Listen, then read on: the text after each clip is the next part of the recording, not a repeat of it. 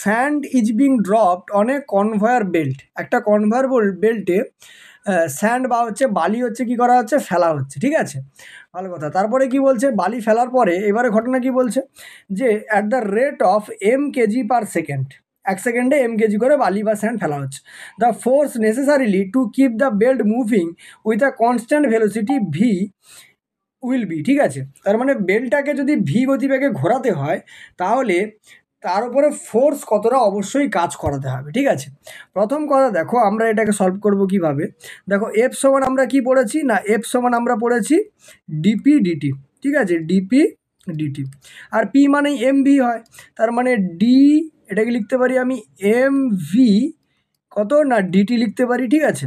তার মানে দেখো যদি আমি করি বা ডিফারেন্সিয়েশন করি, এখানে ভেক্টর চিহ্ন নেওয়ার দরকার নেই, ভেক্টর চিহ্ন না নিলেও হবে, ঠিক আছে। তার মানে ভেক্টর চিহ্ন নেওয়ার দরকার নেই, কারণ ভেক্টরের কোনো কাজ নেই এখানে।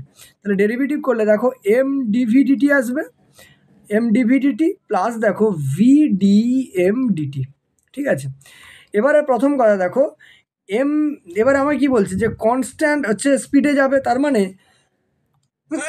ভিটা এখানটা আমাকে কনস্ট্যান্ট বলে দিয়েছে, ঠিক আছে।